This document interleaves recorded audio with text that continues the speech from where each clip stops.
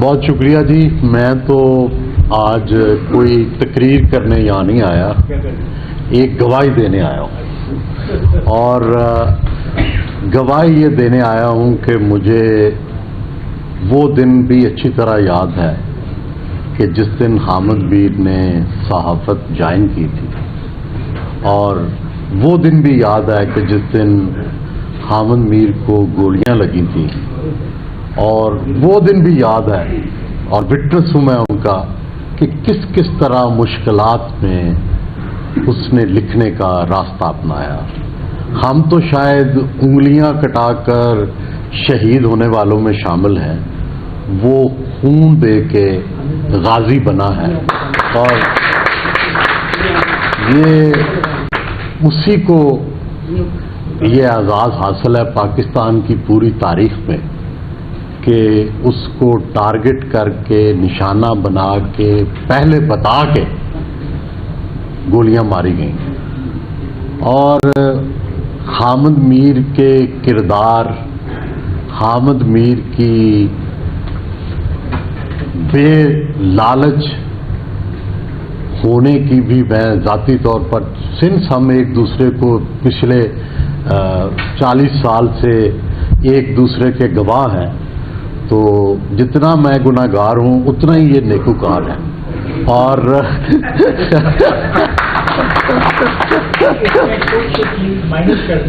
اچھا آپ ذرا خاموش رہیں, آپ کے بھی اور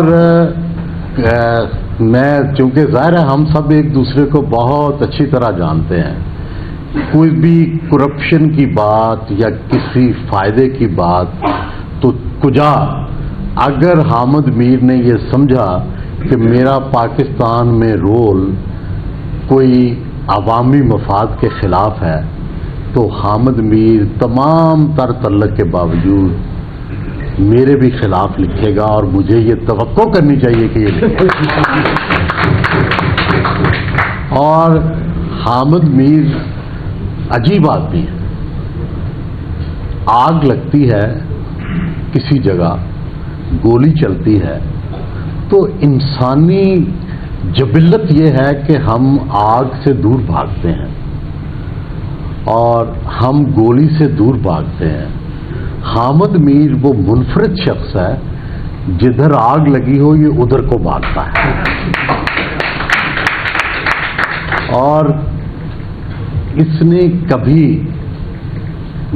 جو ہے ان کس کا بھائی ہو, حامد میر کا کوئی عزیز ہو, کوئی جاننے والا ہو, کوئی دوست ہو, جو حامد میر کے اپنا جس کی سوچ کے مطابق جس نے عوامی مفاد اور جمہوری مفاد کے خلاف کام کیا ہے اس کو کوئی معافی نہیں.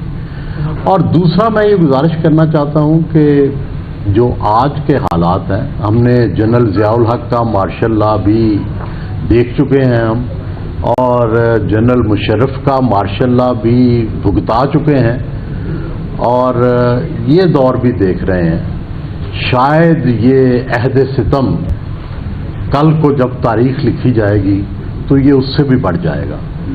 اور کبھی بھی ہم جب اشاروں, کنایوں, علامتوں میں بات کرتے تھے تو پکڑے نہیں جاتے تھے, کیونکہ اب تو وہ بھی پکڑے ہم جا رہے ہیں. تو میرا یہ خیال ہے کہ یہ سب غلطیاں تو ہماری اپنی ہیں. جب میڈیا کو مار پڑ رہی تھی تو سوسائٹی تالیاں بجا رہی تھی, اور جب تحریک انصاف کو مار پڑ رہی تھی تو ہم تالیاں بجا رہے تھے.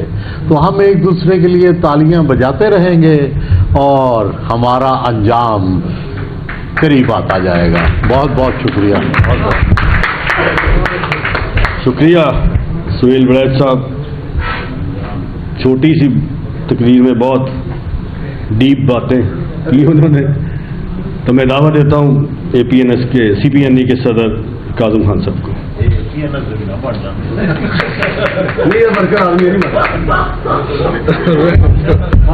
وہ چوہے صاحب رہ نہیں دو, انہوں نے معافی دو.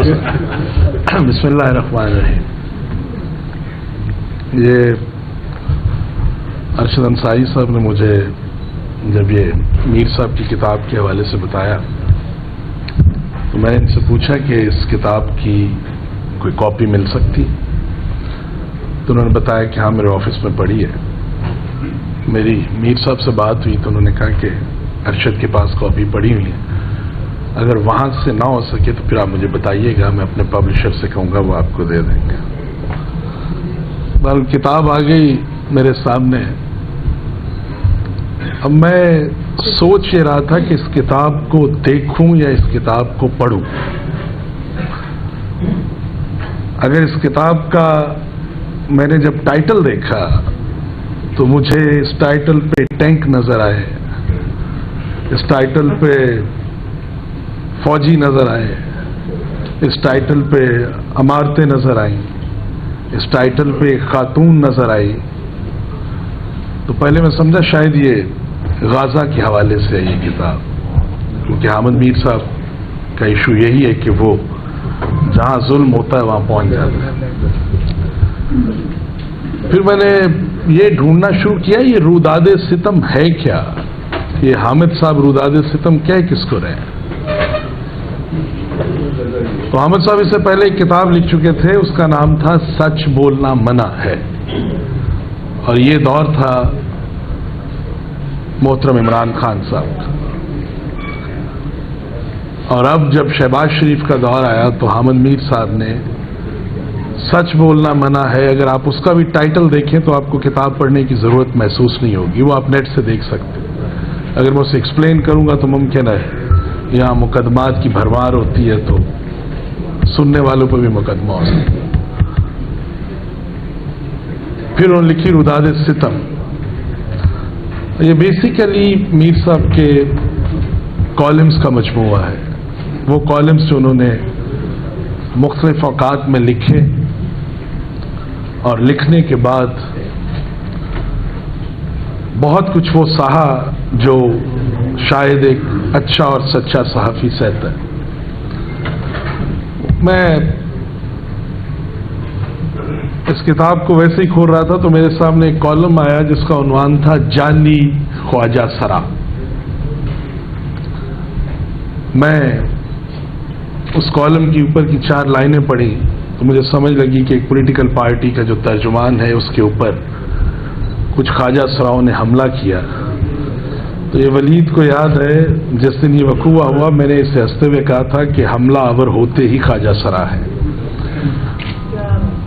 تو حامد میر صاحب کی صحافت کے حوالے سے کیا کہوں. میں تو کل کہا کہ حامد میر ان لوگوں کا نوحہ لکھ رہا ہے جن کی لاشوں پہ رودالیاں بھی بین نہیں کرتی.